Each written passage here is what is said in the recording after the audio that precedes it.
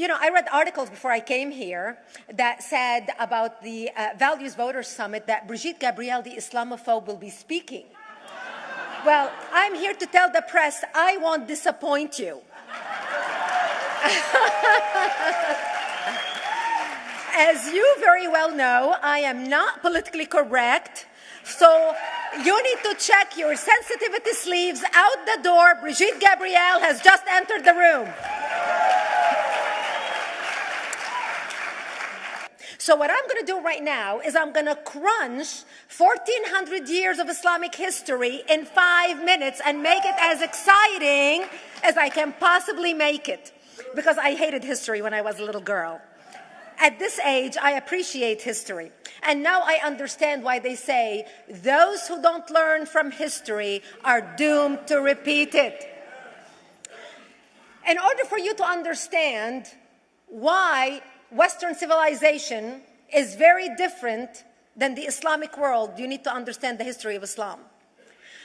When Prophet Muhammad supposedly revealed his revelation from the angel Gabriel that he is supposed to be the last of the prophets in the early 600s, he started preaching in his own city, Mecca. He tried to recruit friends and followers to be able to spread his religion. And he tried for 12 years and failed. And after 12 years, he was only able to recruit his immediate family and friends. So he decided, if I go to Medina, which was the Jewish hub of Arabia, the business hub where the Jews lived, if I go there and preach my religion to them, if they accept me, that will buy me respect and stature between my own people, and they will accept me. So Prophet Muhammad started borrowing a lot from the Old Testament to make his religion more palpable to the Jews, to make it a lot similar. This is why you see a lot of similarities between Judaism and Islam. For example, Jews don't eat pigs, Muslims don't eat pigs. Jews pray a few times a day, Muslims pray a few times a day. Jews fast on Yom Kippur, Muslims fast on Ramadan. And this is why you started seeing a lot of good writing in the beginning of the Quran when Prophet Muhammad was saying all the good things about the people of the book. He took his message and went to Medina trying to recruit the Jews, talking about the people of the book, talking about how similar the two religions are. When they refused to accept him and follow him as the last of the prophet, that's when he turned against them and started killing them and started expelling them. That's when Islam went from a spiritual movement for the first 12 years of Islam into a political movement cloaked in religion after the year of the Hijrah, after Muhammad went to Medina and the Jews did not accept him. He became a military warrior and declared war on them and started expelling them. Jews and Christians became dhimmi, or second-class citizens. They were only allowed to stay alive and not be killed only by paying the jizya, or the protection tax. So they had a choice: convert to Islam, or if you want to stay alive, you have to pay the jizya or protection tax, living as dhimmi in the Islamic nation. Christians and Jews could not ring church bells. Jews could not blow the shofar. Christians could not ring church bells. They could not pray publicly. Christians and Jews could not gather together and build new churches or new temples. And the way they paid the jizya, or the protection tax, was in a monthly ceremony where they would get together downtown and the Jew would kneel on his knee and hand his goods to the mullah, who would take the goods as the price for buying the protection. And in many areas, Jews and Christians were given necklaces to wear as a receipt that they paid their jizya, or their protection tax. Jews considered najis under Islam. Najis is bodily fluid. Najis is garbage. Najis is dogs. Najis is dirty. So Christians and Jews were treated as second-class citizens. Islam continued to grow. As Islam grew, more people became dhimmi, or second-class citizens. Jews and Christians were given identifiable clothing. The yellow star, which was given to the Jews, that most people think is a German invention. It was actually an Islamic invention in the 9th century in Iraq by the second Khalif al-Mutawakkil of Iraq, who invented the yellow star for the Jews to be identified as they walked down the street. Because Jews were considered najis, if a Muslim man or a Jew walked on the same side of the street, the Jew had to cross the other side so the Muslim man can walk, so he's not dirtied by the filth of the Jew. Christians were given the zunnar, the belt, which most of you men are wearing right now. That was an Islamic invention for the Christians. Islam continued to grow. They went all the way to Jerusalem. They conquered Jerusalem. Christians couldn't ring their church bells in Jerusalem. The Pope in Rome in 1090 told the Christians, how could you sit idly by and allow your brethren to suffer like this in the Holy Land? You need to go liberate the Christians. You need to go help the Christians. That's why the Crusaders were launched. The Crusaders were not launched because they just felt like waking up in the morning and going and converting a bunch of Muslims or beheading them. The Crusaders were launched to liberate Jerusalem.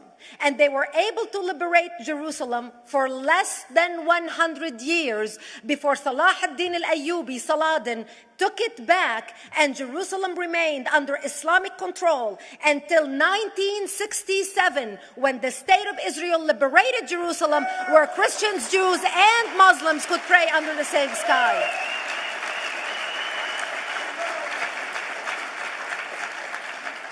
The Crusaders continued fighting Islam, and for 300 years they tried and failed. And by the 1300s, the Crusaders disappeared because they could not win against Islam. Islam continued to expand. They went all the way to Central Europe. They went all the way to China. They went to India. They conquered Spain. They changed the name of Spain from Spain to Andalusia.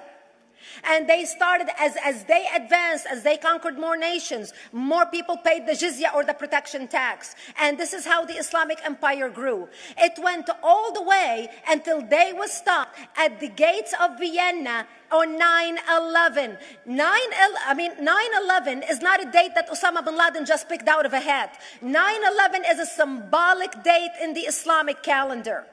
By the 1600s, Islam had covered more of the earth's surface than the Roman Empire did at its peak.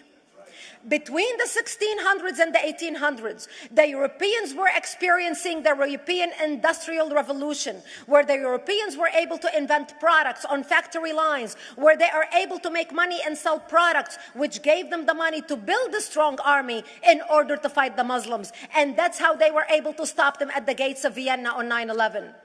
The Europeans started the pushback against Islam. They pushed them out of Europe. They pushed them out of all the way to the Middle East and North Africa. By 1924, the Islamic Empire ended in 1924. The Islamic Caliphate ended in Turkey by President Ataturk, who was a secularist. He ended the Islamic Empire, and he gave women rights to vote. He gave women a right to an education, a right to work, a right to choose a husband. He forbid women from wearing the hijab. He forbid men from wearing the beard. The Muslims hate him so much that they consider him a Jewish agent, because they believe that his mother in her bloodline was Jewish, and that was the influence on Ataturk. By the time the Islamic Empire or the Islamic Caliphate or the Islamic State ended in 1924, the Islamic Caliphate had existed for 1400 years, and it ended less than 100 years ago. By the time the Islamic Caliphate ended in 1924, 270 million people around the world were killed by Islam. 270 million. And we didn't have weapons of mass destruction, and there was nuclear weapons. All of these people were killed, butchered by the sword. The people in the world, less than 100 years ago, how many people knew this history? Please raise your hand. We in America have failed to educate our children about history. We in America failed to educate our population about history. Our children in high school, you take any 17, 16-year-old kid, 18-year-old kid, and ask them about World War II. They can't even tell you what happened in World War II. For them, it's ancient history, and we still have our World War II veteran walking among us. That's how little we know of history. Islam ended in 1924, the Caliphate. People thought the Caliphate will never be resurrected. The Caliphate will never come back. But two things happened in the Middle East. In the last century, that made the Islamists be able to resurrect the caliphate. Number one is the discovery of oil in Saudi Arabia, which we were able to discover and were stupid enough to allow them to nationalize it.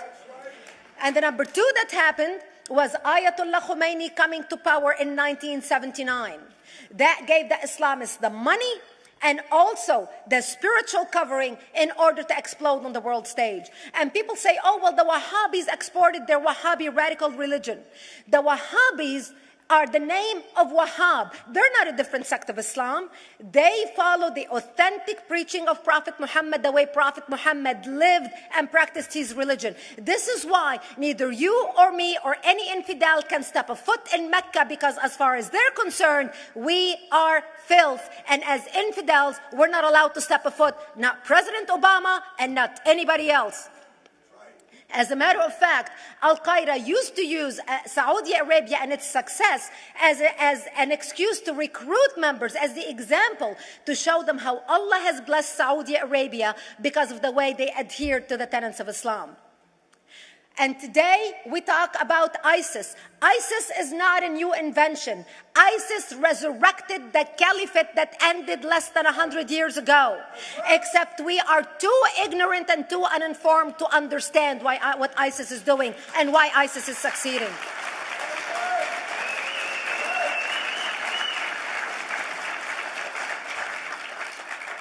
Two things you need to understand about Islam and the principles of war in Islam. One is the law of taqiyya, which means lying and deception. It means that a Muslim man can lay his hand on the Quran and swear that he is telling the truth, knowing that he is lying, but also knowing that the Quran will forgive him because he is advancing the cause of Islam. The second thing you need to know about is that the Treaty of Al-Hudaybiyah, which is an Islamic principle of war and a model on how to deceive your enemy when you have to sign peace treaties with your enemy. And it is based on an example by Prophet Muhammad. Prophet Muhammad was attacking the Meccans and their caravans when he was living in Medina. One day he attacked them because this is how he got the goodies. He would attack them, rob them, and spread the goodies among his men. And this is how he was able to recruit, because this is how people made money without working. And so he attacked the Meccan caravans. When he realized he's not able to defeat the Meccans in that city of Al-Hudaybiyah, in that place, he signed a 10-year treaty with them. Does that sound familiar? A 10-year treaty with them that says he will not attack them, he will have peace with them, he will not declare war on them. Muhammad used the treaty for 2 years to build his military, strengthen his army, and when he realized he was strong enough to attack his enemies when they least expected it, because they thought they had a peace treaty with Muhammad, he broke the treaty, attacked them 2 years later, and Mecca fell within 24 hours because they were not expecting the attack. And that became a principle of war in Islam. And to give you an example of how that is practiced, this is why anything signed with Iran means nothing to them. And to give you an example of how this law has been put to use in recent history, Yasser Arafat, who's not an Islamist, but he is a Muslim, met with the Israelis and signed the Oslo Accord in 1993. Remember all the handshaking at the lawn of the White House? The Oslo Accord, Yasser Arafat used the peace treaty, the Oslo Accord with Israel, to get Israel to bring him back and give him his territory, finance his military, train his police, and give his police the weapons. Yasser Arafat broke the Oslo Accord 8 years later, didn't even wait 10 years, and declared the second intifada in 2000, and all hell broke loose. He used the same treaty to win and deceive against his enemies and deceive his enemies. When Jordanian press, after Yasser Arafat signed the Oslo Accord with Israel, and Egyptian press would interview Yasser Arafat, and they would say, how could you sign a peace treaty with the devil? How could you sign a peace treaty with the Jews? Yasser Arafat will tell them, remember Hudaybiyah. That's all he would have to say. The whole Muslim world knew exactly what Yasser Arafat was talking about. We in the West and the Jews in Israel, it was over their heads. Nobody understood what Hudaybiyah was referring to. And this is the type of deception that we are dealing with. So when Iran signs a peace treaty with the United States for 10 years, they are using us as useful idiots, as gullible, ignorant people who are signing a peace treaty with the devil in order for Iran to continue her thing.